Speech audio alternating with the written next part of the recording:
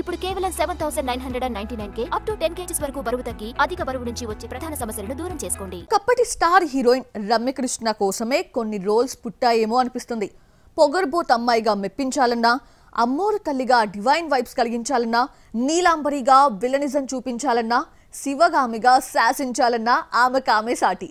Next కూడా challenging role చేయబోతుందా?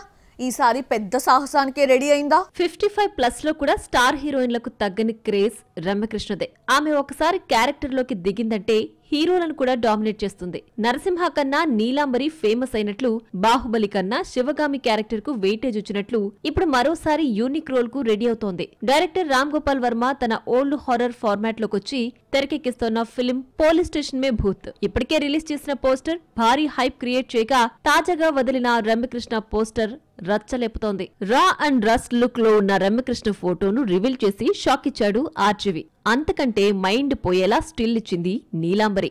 ఈ మధ్య కాలంలో తల్లి క్యారెక్టర్లకు షిఫ్ట్ అయిన రమ్యకృష్ణ ఈ యాంగిల్లో చూడడం కొత్తే. మనోజ్ బాజ్పాయ్, జెనీలియా నటిస్తున్న ఈ సినిమాకు రమ్యకృష్ణ స్పెషల్ అట్రాక్షన్ గా మారింది అనడంలో సందేహం లేదు. నెక్స్ట్ ఇయర్ రిలీజ్ కాబోతున్న హారర్ మూవీకి కావాల్సిన రంగులు అద్దుతున్నాడు ఆర్జీవి. గ్లామర్ డాల్ నుంచి మదర్ రోల్స్ కు షిఫ్ట్ అయినా కూడా రమ్యకృష్ణకు ఏమాత్రం డిమాండ్ తగ్గలేదు. ప్రస్తుతం ఆర్జీవి మూవీ కాకుండా మరో 2-3 ప్రాజెక్టులున్నాయి. నరసింహలో తలైవాతో పోటీపడి నటించిన నీలాంబరి జైలర్లో ఆయన భార్యగా మెప్పించింది. ఇప్పుడు జైలర్ 2లో కూడా నటించిపోతోంది. అలాగే దుల్కర్ సల్మాన్ 41లో కూడా కీ రోల్ చేస్తోంది శివగామి.